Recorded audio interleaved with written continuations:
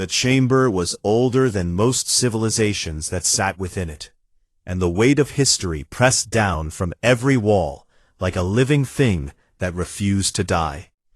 Thuravon Prime had existed for over 12,000 years, a massive ring world built in neutral space, where all 312 spacefaring species sent their representatives to argue, to trade, and to pretend they were civilized.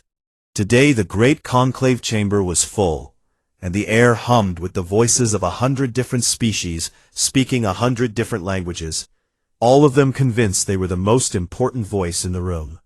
Elder Vraith Solimus stood near the back, watching. He was old, older than anyone else in this chamber, older than most of the governments these ambassadors served, and his body showed it in the way only an Oreathan body could. His crystalline form, once bright and sharp, had dulled over the millennia into something closer to frosted glass, and the light that pulsed inside him moved slowly now, like a heartbeat winding down. 4,000 years he had lived, and in all that time he had learned one truth above all others.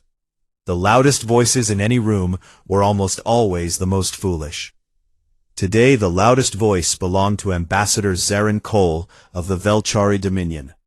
Cole was tall and scaled, with 4 arms that he used the way most politicians used words, constantly, dramatically, and with very little actual meaning behind the motion. He stood at the central platform, his golden armor catching the chamber lights, and he spoke with the confidence of someone who had never once been told he was wrong. The partition doctrine is not an act of aggression, Cole declared, his voice booming through the translation systems. It is an act of responsibility. Humanity controls 40 colony worlds across resource-rich systems. They do not have the technology, the population, or the intelligence to properly develop. We are not stealing from them. We are correcting a cosmic mistake. Laughter rippled through the chamber, not from everyone, but from enough. The Kreth delegation clicked their mandibles in amusement. High Warden Thesic, the massive insectoid who led the Kreth collective, leaned toward his advisors and made a sound that the translators rendered as something close to entertaining. The Sorvon hegemony's representatives stayed quiet, but their silence was the kind that meant agreement without the mess of saying it out loud. And through all of this, the human delegation sat still. There were only 3 of them, Consul Marin Ashwick and 2 aides. Ashwick was a woman of middle years, with dark hair pulled back tight, and a face that gave away absolutely nothing. She sat with her hands folded on the table in front of her, and watched Ambassador Cole the way someone might watch rain falling on a window, present but unmoved. Elder Vraith watched her most of all. He had seen humans before, not these humans, of course, but their kind, centuries ago when they had first stumbled into the galactic community, with their clumsy ships and their strange, stubborn optimism. Back then, the galaxy had looked at them and seen nothing special. No psionic abilities, no natural armor, no hive mind efficiency, no technological edge worth mentioning. They were soft, short-lived, and hopelessly sentimental. And yet Vraith remembered what had happened on Relian 4. That memory sat inside his crystal body like a crack that would never heal. Relian 4 had been a thriving world once, home to the Relite Syndicate, a minor empire that had decided to enslave a fledgling human colony 2,000 years ago. The Relites had been confident, well-armed, and utterly certain of their superiority. Relian 4 no longer existed, not destroyed, not burned or bombed or shattered, simply gone, erased from every star chart, every trade route, every navigational database in the galaxy. If you searched for it now, you would find nothing, as if the world and everything on it had been quietly removed from history itself. Vraith had tried to warn the Conclave about this before. He had tried 3 times in the last century, and each time he had been politely ignored. Today he would try once more. Ambassador Cole finished his speech to a round of approval from the major powers. The partition doctrine was popular. It gave the three dominant empires free access to human territory without the cost of a real war, and it came wrapped in the language of civilization and progress, the way all theft did when governments were the ones doing the stealing. The vote was called. Vraith rose. The chamber fell silent, not out of respect for his words, but out of ancient custom. When an Orathan elder stood in the conclave, tradition demanded silence. It was one of the few courtesies the galaxy still honored, and Vraith knew it was the only reason anyone would listen to him at all. "I have watched this galaxy for 4,000 years, he began, his voice resonating through his crystal body like sound through a bell. I have seen empires rise and fall. I have seen species reach for the stars and crumble to dust. I have seen every form of ambition, cruelty, and foolishness that living beings are capable of, and I tell you now, with all the weight of those years behind me, that what you are about to do is the most dangerous mistake this conclave has ever made." Silence, but the wrong kind. It was the silence of people waiting for an old man to finish talking so they could get back to what they were doing. "You look at humanity and you see weakness," Vraith continued. "You see a young species with small ships and no great weapons. You see 40 worlds that could be yours. But I have seen what happens when you take from humans. I watched it happen on Relian 4.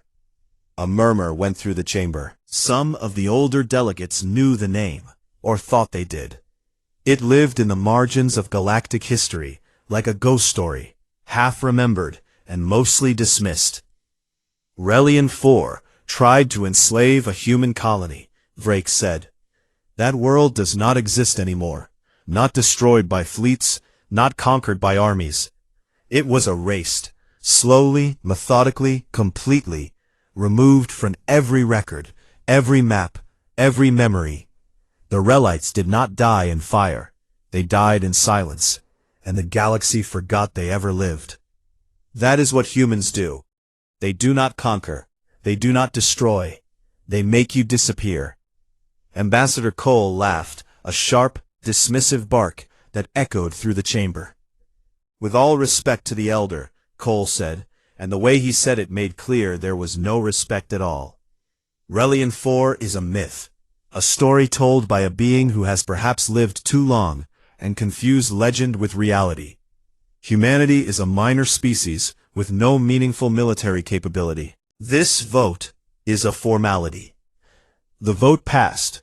271 in favor, 31 against, 10 abstaining.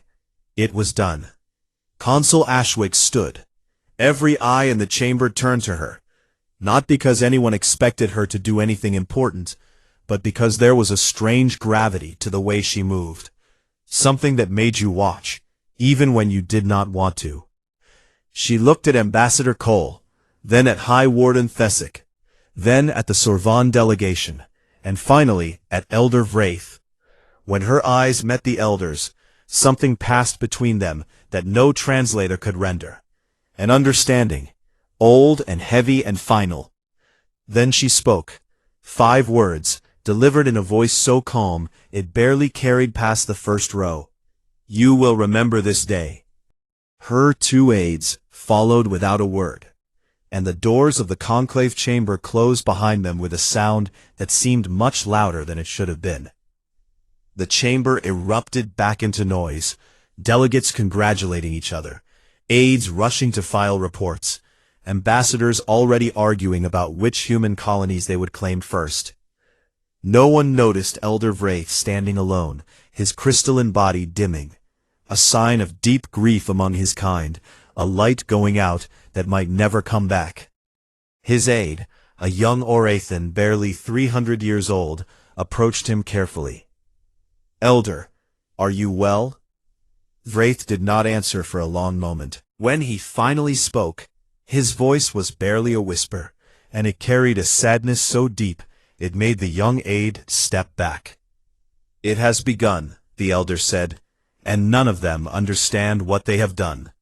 He turned and walked toward his chambers, moving slowly, as if carrying something impossibly heavy that no one else could see. Behind him, the conclave celebrated its easy victory, over the quiet little species from the quiet little world called Earth. They had no idea what was coming. They had no idea at all. 6 months passed after the vote, and in that time the galaxy moved with the eager speed of predators who believed their prey had already surrendered. The Valkyrie Dominion mobilized first. 12 full battle fleets, each one carrying enough firepower to crack a planet's crust, each one commanded by officers who had built their careers on the destruction of lesser species. Admiral Dryas Ton led the 9th Annihilation Fleet, and he had been given the honor of claiming the first human colony, a modest world called Eridan 7, on the edge of human space. The Kreth Collective moved second, seizing 3 human trade stations along the outer shipping lanes with cold efficiency. The insectoid soldiers swarmed through the stations like water filling empty rooms, their mandibles clicking in satisfaction at how easy it all was. The Sorvon hegemony took the most calculated approach. They blockaded Earth's outer trade routes, cutting off supply lines with the precision of a surgeon removing something they considered unnecessary.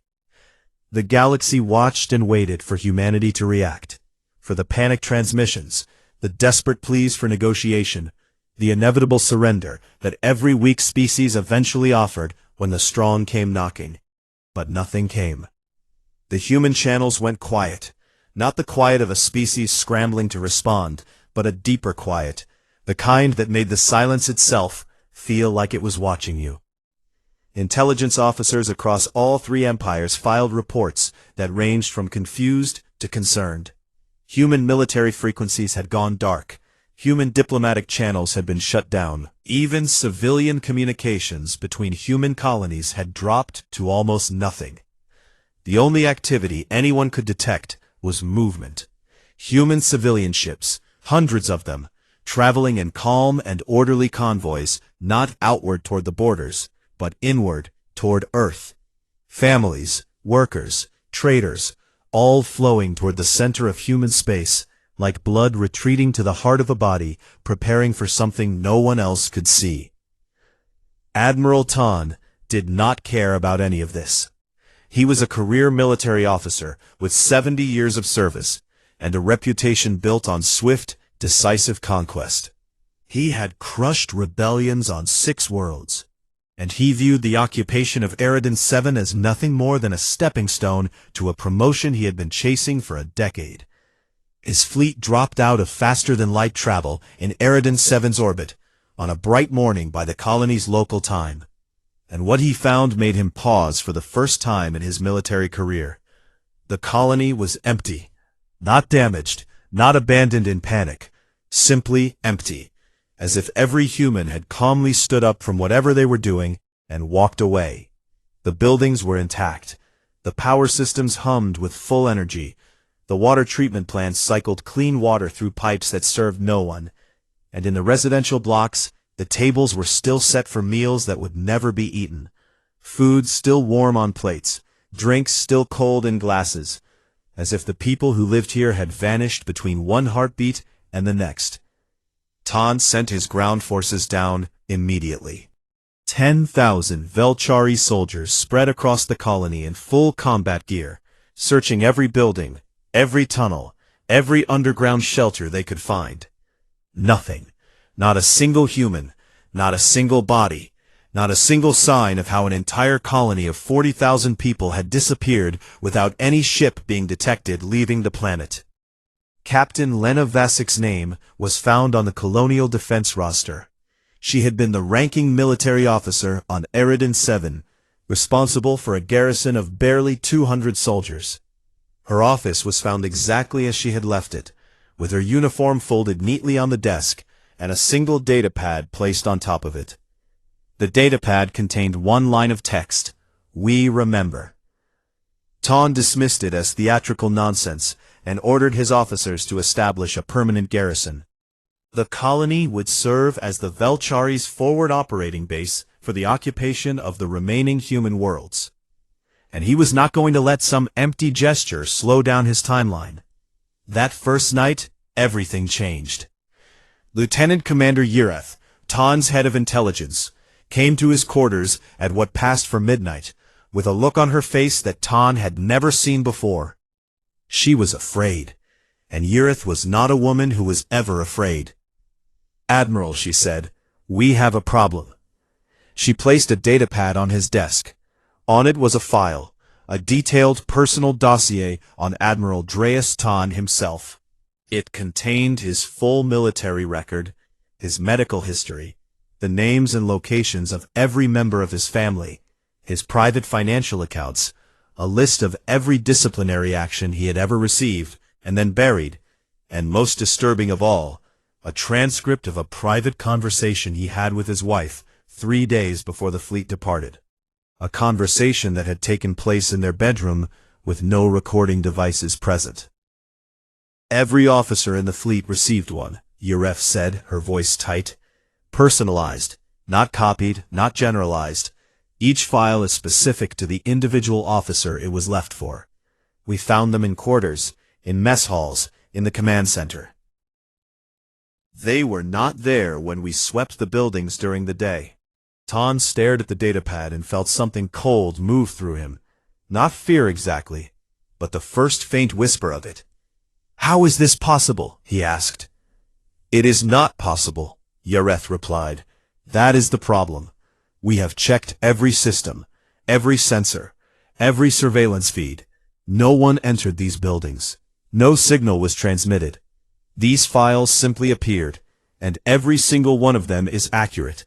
I have verified 6 personally, including my own." She paused, and when she spoke again, her voice had dropped to something barely above a whisper. "My file included the name I called my daughter when she was small, a name I have never spoken aloud to anyone since she died. No record of it exists anywhere.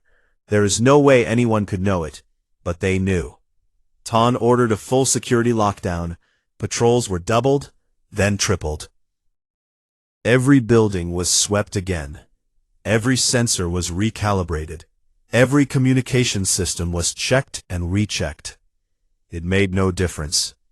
Over the following days, more things appeared. Not weapons, not threats, just information. Crew manifests from Velchari ships that had not yet arrived in human space. Classified deployment schedules that only the high command on the Velchari homeworld should have had access to. And in one case, a complete technical schematic of the 9th Fleet's flagship with 17 structural weaknesses highlighted in red. Each one annotated with a small note that read, "You should fix this." The soldiers began to talk. Whispers moved through the garrison like a virus.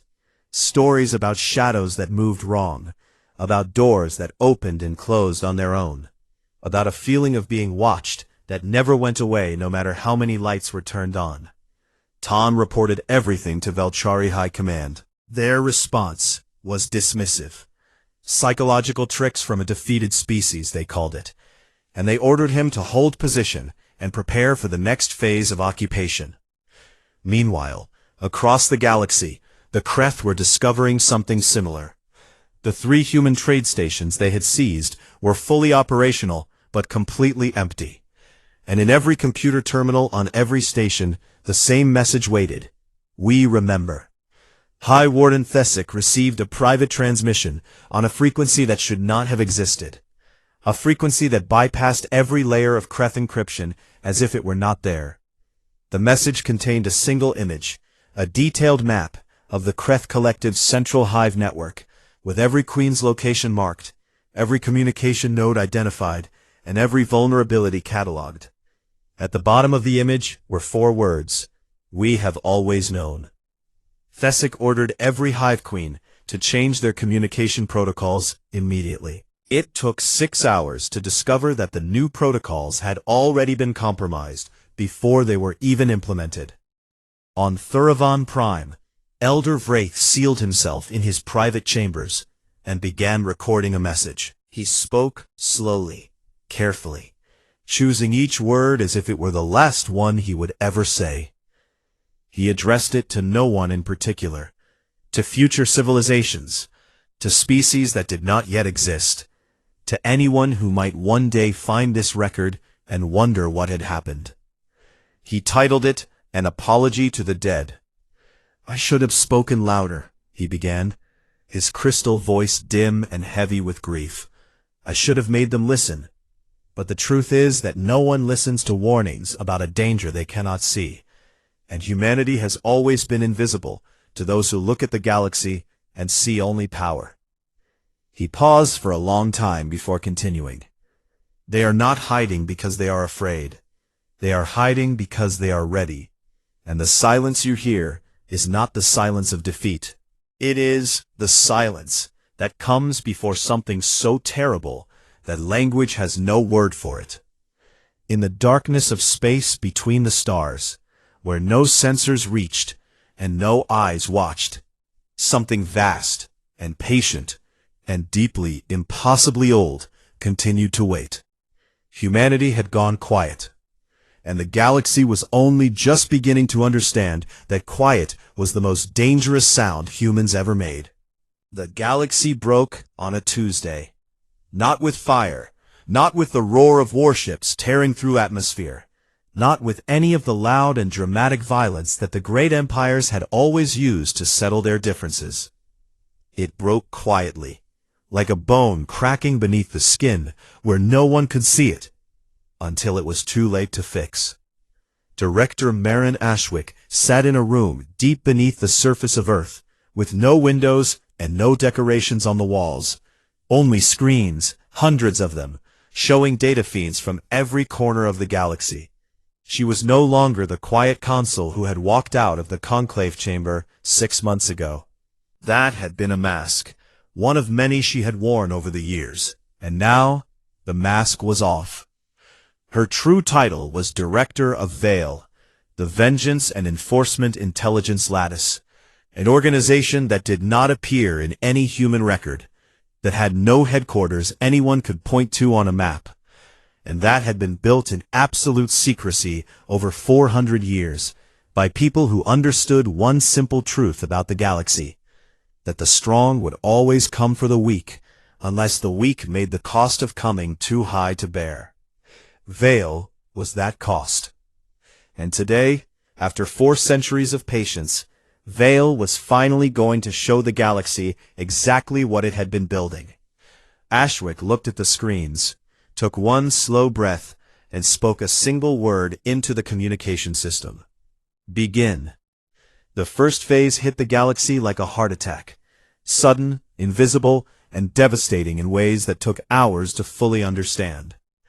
For the past 300 years, humanity had quietly, carefully, and with extraordinary patience made itself essential to the galaxy's infrastructure. Human engineers had designed the encryption protocols that protected interstellar banking. Human programmers had built the routing algorithms that guided faster-than-light communications between star systems. Human logisticians had created the supply chain management systems that kept food, medicine, and raw materials flowing between hundreds of worlds. No one had thought much of it. Humans were good with systems. Everyone agreed on that. The way you might agree that a particular species of animal was good at digging holes. It was a small talent.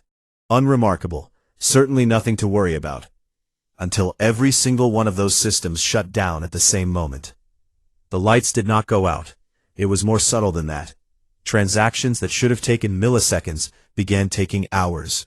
Shipping routes that had been optimized for centuries suddenly became tangled and confused. Communication relays that had connected empires across thousands of light years began dropping messages, scrambling data, or simply going silent. Within 24 hours, interstellar trade had slowed to a crawl. Within 72 hours, it had effectively stopped. Worlds that imported their food, and there were more of those than anyone wanted to admit, began to panic.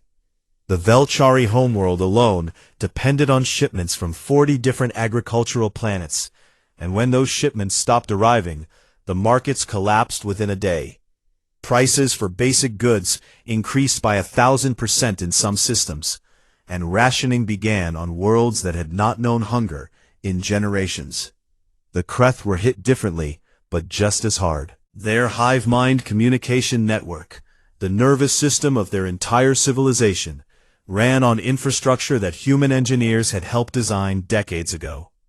When that infrastructure began to degrade, the Hive Queens found their connections to each other becoming fuzzy, unreliable, filled with static that no amount of technical adjustment could clear.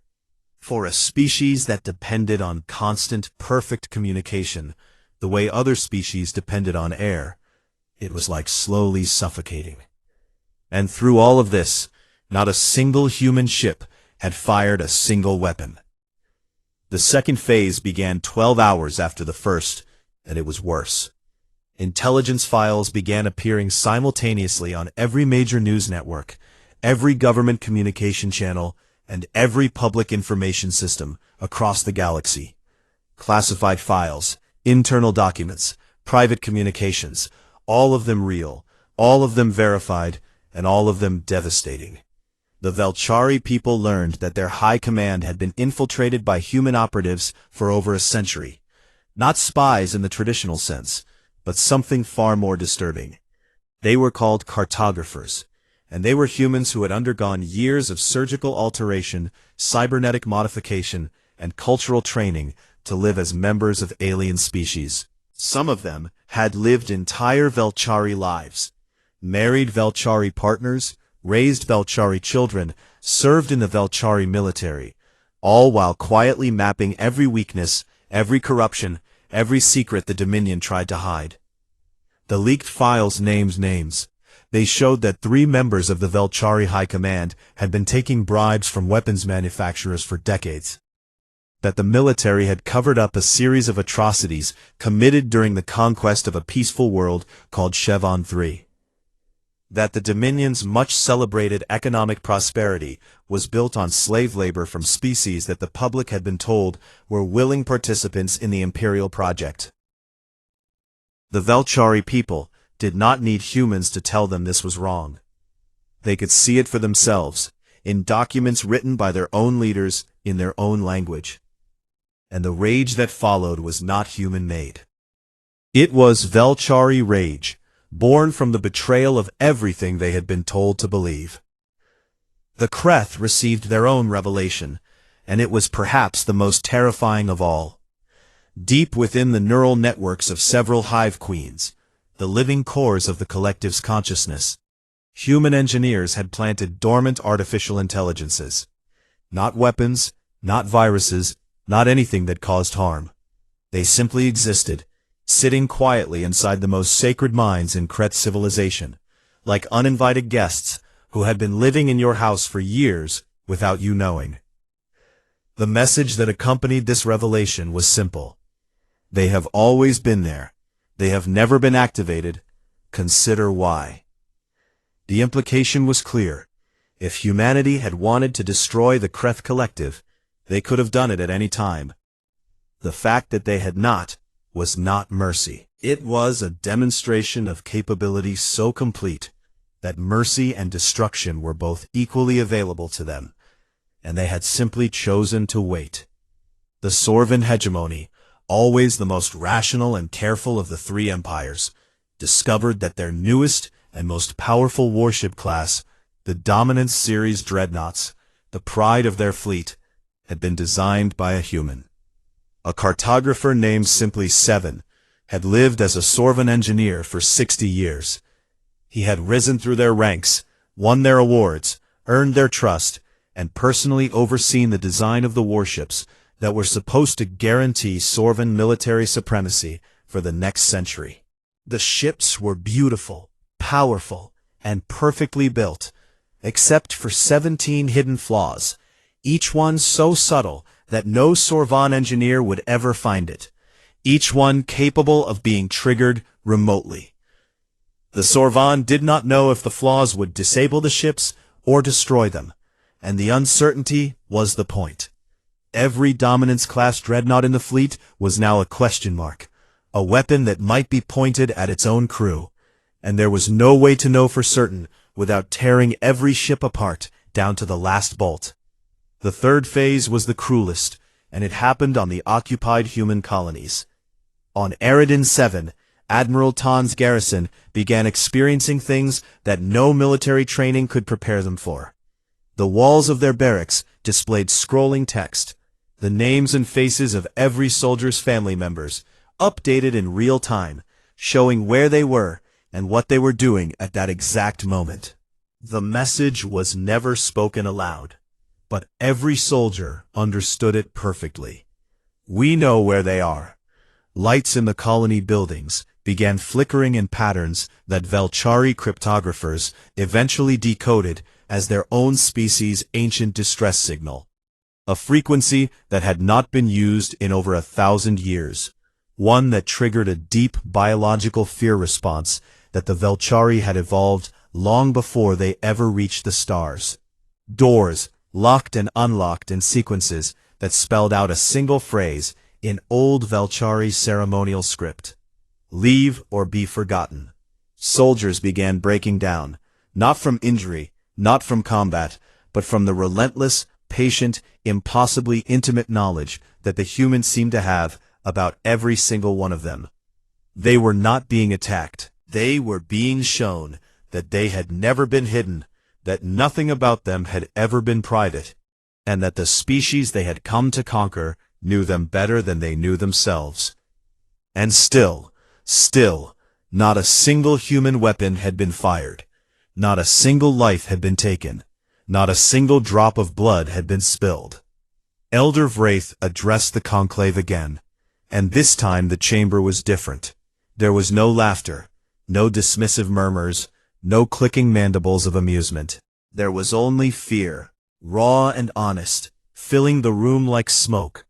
I warned you, the elder said, and his crystal body glowed with a cold light that made the nearest delegates lean away from him. I told you what they were capable of, and you chose not to listen. Now you are learning what I have known for millennia. He paused and let the silence do its work. Humans do not conquer, he said. Humans do not destroy. They make you destroy yourselves, and they make sure you know it was your own choice.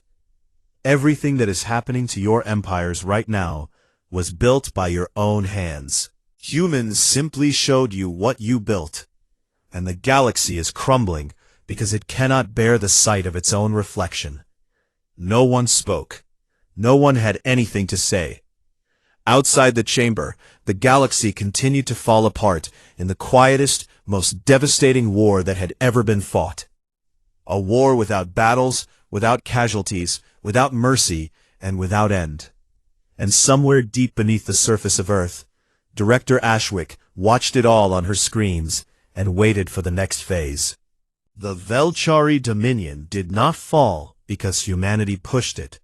It fell because humanity showed it the cracks that had always been there, and the Velchari people did the rest themselves. It began in the streets of Velchar Prime, the homeworld, where citizens who had spent their entire lives trusting their government woke up one morning to find the truth waiting for them on every screen, every data terminal, every public display in every city on the planet. The leaked intelligence files were everywhere, and they told a story that no amount of propaganda could erase. The people learned that their sons and daughters had been sent to die in wars that were started not for honor or defense, but for the personal profit of admirals and politicians. They learned that the resources of conquered worlds had not gone to the public treasury as they had been promised, but into private accounts held by the ruling class. They learned that the Velchari government had been lying to them for so long and so completely that the truth felt like a different language. The rage came fast and hot. In the capital city of Thesvar, crowds gathered outside the High Command building. Not protesters, not activists, but ordinary citizens, millions of them, standing in silence that was somehow louder than any shout. The military was called to disperse them, and for the first time in Velchari history, the soldiers refused. They had read their own files, they had seen their own secrets laid bare, and they were no longer willing to protect the people who had treated them like tools. Admiral Tan watched from Eridan 7 as his empire began to eat itself alive. His communications with the homeworld became sporadic, then confused, then desperate. Different factions of the High Command were broadcasting conflicting orders, each one accusing the other of being compromised by human agents, each one demanding loyalty while offering none. Tan received a direct order from Fleet Marshal Drevan to bring his fleet home to suppress the uprising. 6 hours later, he received a direct order from Admiral Shen to arrest Fleet Marshal Drevan for treason. 12 hours after that, a third order came from a general whose name Tan did not even recognize, claiming to be the new head of the military government. Civil war erupted across 30 Velshari systems, not because humans had planned it, but because the Velshari leadership had spent centuries building a system held together by lies, and when the lies were removed, there was nothing underneath strong enough to keep it standing. Tan evacuated Eridan 7 without a fight. He simply packed up his garrison, loaded his soldiers onto their ships, and left. As his shuttle lifted off from the colony surface, he looked down at the empty streets and the untouched buildings and felt something that no Velchari admiral was supposed to feel.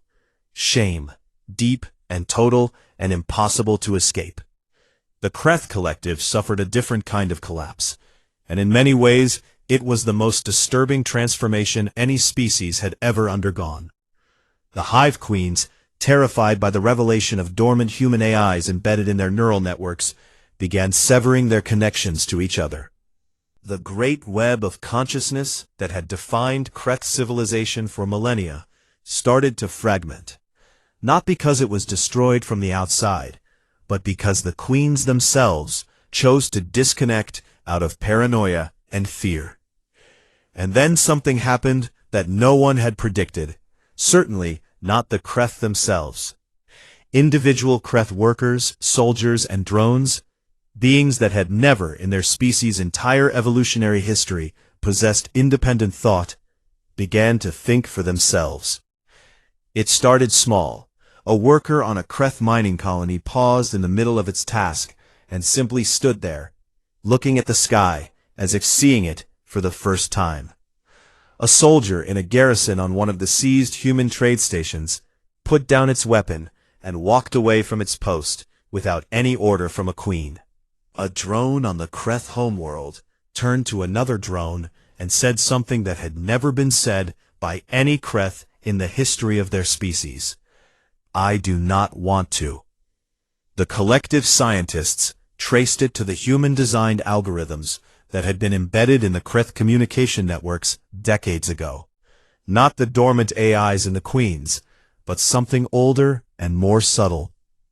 The algorithms had been slowly, imperceptibly altering the way information flowed through the hive mind, introducing tiny variations, tiny delays, tiny spaces where something that was not quite a thought could begin to form in minds that had never been designed to hold one. The Kreth Collective did not die. It evolved, painfully and against its will, into something new and frightening and full of a kind of possibility that the Kreth had never imagined and were not at all sure they wanted. High Warden Thesic, watching his civilization transform beneath him, sent one final message to the human channels before shutting down his personal communications permanently. What have you made us into? The reply came from an anonymous source. We made you into individuals. What you do with that is your choice. The Sorvan hegemony, alone among the three empires, chose the path of rationality, because that was what the Sorvan always did.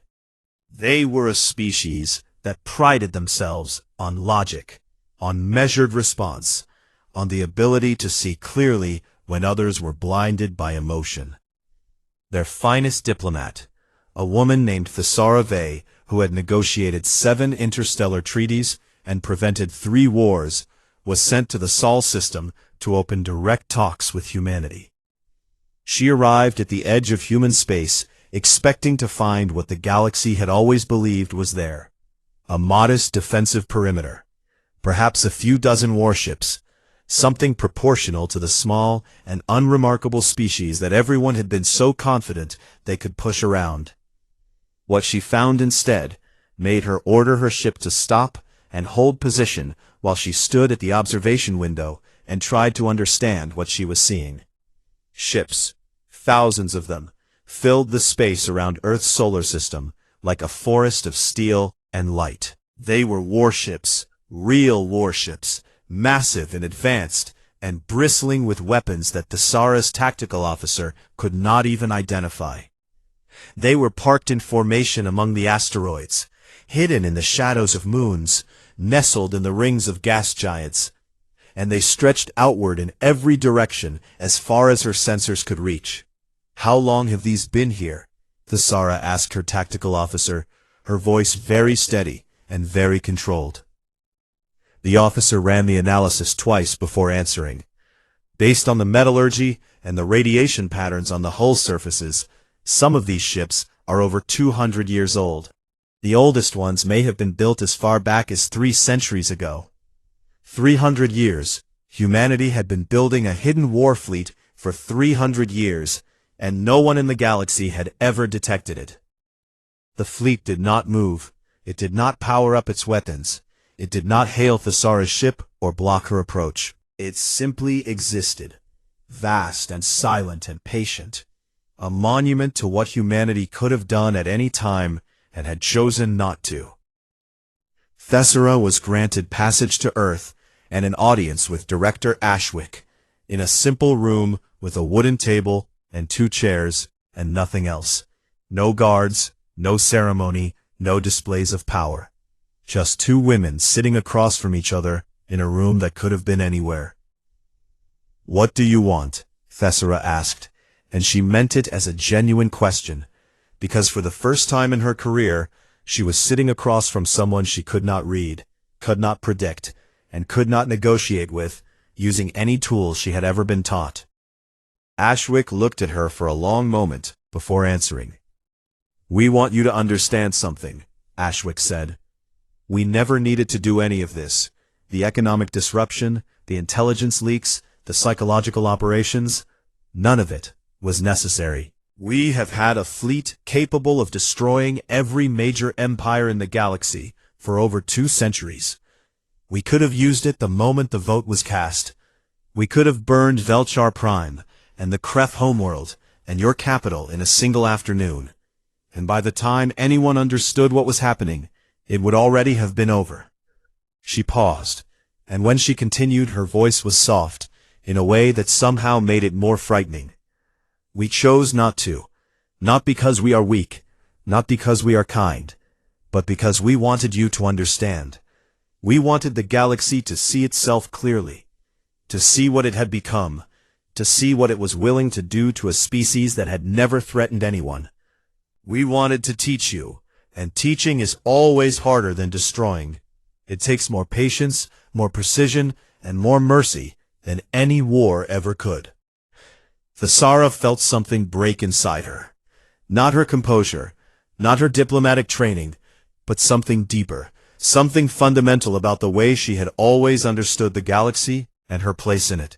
She felt tears on her face and was distantly surprised, because Sorvan did not cry easily, and she had not cried since she was a child. She was not crying out of fear. She was crying because she understood, finally and completely, that humanity had held back, that every empire in the galaxy owed its continued existence to a choice that humans had made in a room just like this one, a choice to teach instead of destroy, and that this choice could be changed at any moment. "The fleet outside," Thesara said quietly. "It has always been there, hasn't it? Before the vote, before the partition doctrine, before any of this." Ashwick nodded. "It was there before your grandmother was born." Thesara closed her eyes. "Why show it to us now?" "Because now you will believe it," Ashwick replied. "Before today, we were the quiet little species from the quiet little planet that nobody needed to take seriously. That is no longer true, and it will never be true again." In the weeks that followed, a phrase began appearing across the galaxy, on walls, on screens, in graffiti, and in official communications. in every language spoken by every species that had ever looked at humanity and seen something small. The sleeping species. It spread like fire, carried not by human agents, but by the people of the galaxy themselves. Because some truths are so obvious that once they are spoken, they cannot be unspoken. On Thurivon Prime, Elder Wraith heard the phrase and closed his ancient eyes. For the first time in centuries, his crystal body brightened. Just slightly, just for a moment, and his aide thought it might have been something close to a smile. 1 year after the partition vote, the galaxy looked nothing like it had before, and the species that lived in it were only just beginning to understand how deeply everything had changed. The partition doctrine was formally annulled in a ceremony at the Conclave Chamber on Thurivon Prime, the same chamber where it had been passed with laughter and applause, now filled with silence and the heavy weight of regret. Ambassador Zarin Cole was not there. He had resigned 3 months earlier and disappeared from public life.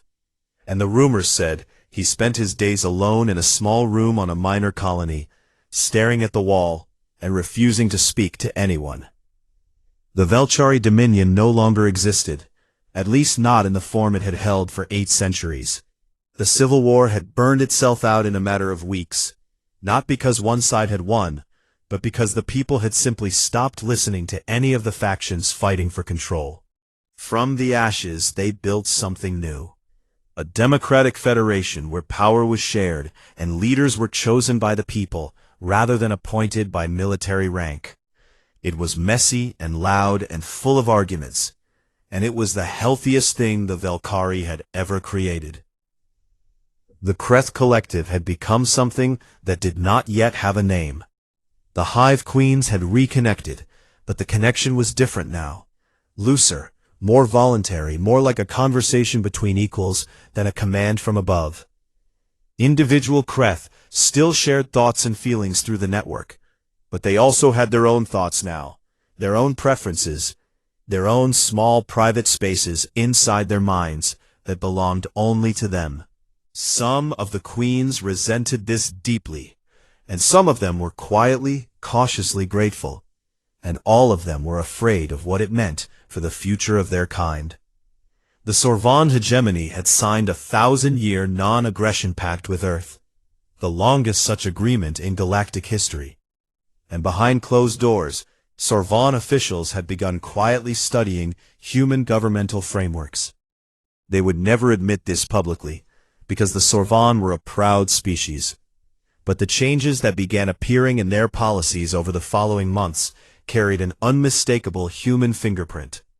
And everyone knew it, even if no one said it out loud. Human colonies were returned, every single one of them, undamaged and waiting for their people to come home. The convoys that had carried families inward toward Earth 6 months ago now reversed course, and the colonists returned to their worlds with the calm, steady patience that had defined everything humanity had done throughout this entire crisis. Reparations were paid, not because humanity demanded them, but because the galaxy was desperate to make things right. The Velchari Federation, the Reformed Kreth Cooperative, and the Sorvon hegemony all contributed, and the amounts were generous in the way that guilty gifts always are. Too much, too fast, as if money could fill the hole that shame had carved. And then humanity did the one thing that no one expected, the thing that frightened the galaxy more than the Hidden Fleet, more than the cartographers, more than the economic collapse or the intelligence leaks or any of the other impossibilities that humans had unleashed. They used the reparation money to help, not to help themselves, to help everyone else. On Velchari worlds that had been devastated by the Civil War, human medical teams arrived with supplies and expertise. They set up hospitals in bombed-out cities and treated Velchari wounded with the same care they would have given their own. On Kreth colonies, where the sudden emergence of individual thought had caused confusion and psychological distress, human counselors, people who understood what it meant to be an individual in a way the Kreth were only beginning to learn, offered guidance and support with a gentleness that the Kreth had not known any species was capable of.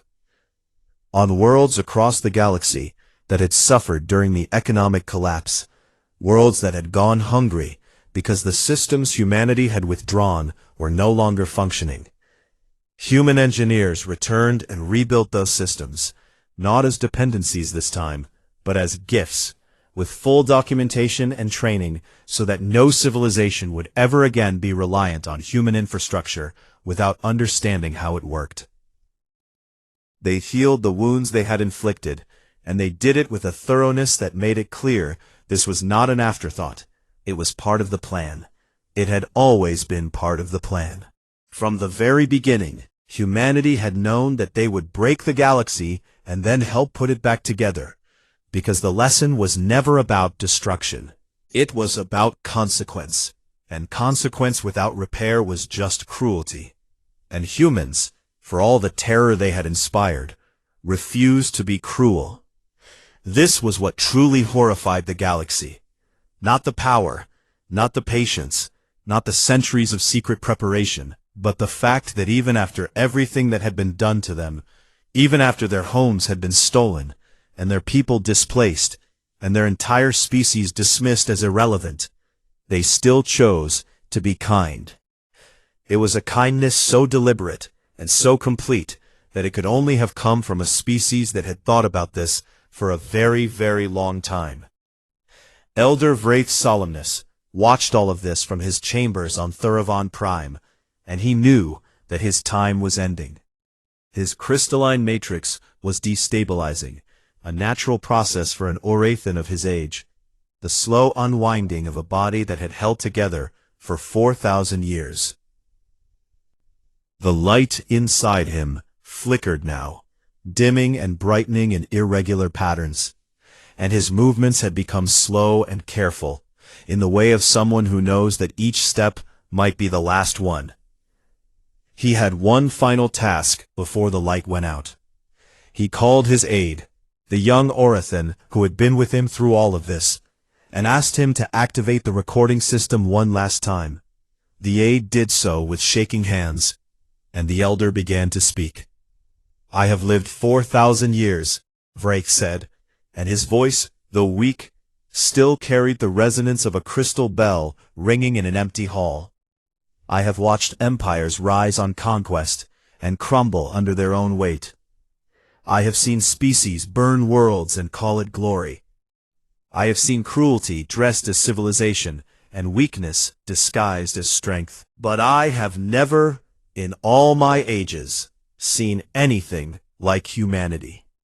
He paused to let his body gather strength, and when he continued, his voice was steadier. "They are not the strongest species in the galaxy. They are not the fastest. They are not the oldest. They have no natural weapons, no psychic abilities, no hive mind to give them unity. They are small and soft, and they live such brief lives that by the time one of them learns something truly important, they are already old.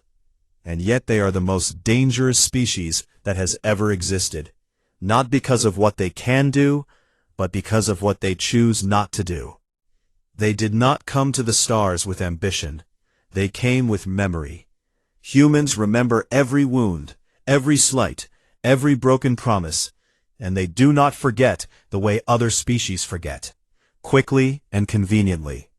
They carry their pain with them like fuel, and they use it not for revenge, but for preparation. They plan not for years, not for decades, but for centuries, and when the plan is ready, they execute it with a patience and precision that makes the rest of us look like children throwing stones. The galaxy looked at humanity and saw weakness. Humanity looked at the galaxy and saw a lesson that had not been taught yet. And so they taught it, not with weapons, but with mirrors. They showed us what we were, and the galaxy could not bear the sight of its own reflection. His light dimmed for a long moment, and his aide stepped forward in alarm. But the elder raised one translucent hand to stop him. Do not mistake their kindness for submission, Wraith said. Do not mistake their silence for ignorance. And above all, above everything, do not mistake their mercy for inability. That is how I know they are the most dangerous species that has ever lived. Because mercy is a choice that only the powerful can make. And humanity made it look effortless. I leave this record as a warning and as an apology. A warning to any future civilization that looks at humanity and sees something small. And an apology to the people of this galaxy who suffered because I could not make them listen. He fell silent, and the recording system waited for more. But there was nothing more to say. The elder closed his eyes, and his aide thought he saw the faintest pulse of warmth pass through the old crystal body, the Orothan equivalent of a peaceful sigh. 3 days later, Elder Wraith Solimus was gone. His body did not decay the way organic bodies did. It simply went dark, the light inside fading until all that remained was a beautiful, silent crystal standing in an empty room. And the conclave placed it in the center of their chamber as a monument, so that every delegate who entered would see it and remember.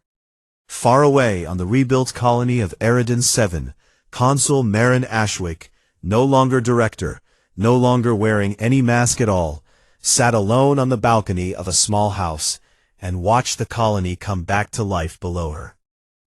Children played in the streets, human children alongside Velchari children, because a Velchari family had moved in next door. They were refugees from the Civil War, a couple with 2 small ones, who had arrived with nothing but fear in their eyes, and Marin had been the first to welcome them. She had brought them food that first night, and the Velchari mother had stared at her with an expression that held a dozen emotions at once: confusion and gratitude and shame and something else, something that might have been the beginning of understanding.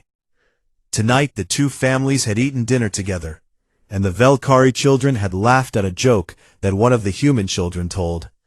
A joke that did not translate well, but was funny anyway, because laughter does not need translation.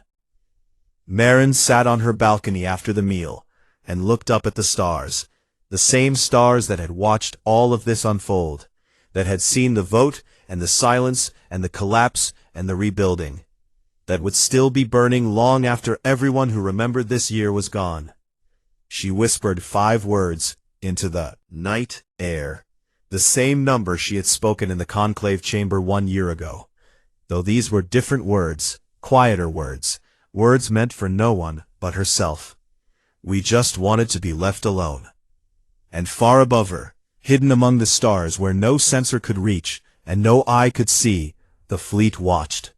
Thousands of ships, silent and patient and eternally ready, a promise written in steel and shadow that would endure as long as humanity endured. They had been there for centuries. They would be there for centuries more. Because humanity remembered, always remembered, and the galaxy would never forget what that meant. The stars burned on, and the children laughed, and the fleet waited in the dark, and the silence held, vast and deep and full of something that every species in the galaxy had finally learned to recognize.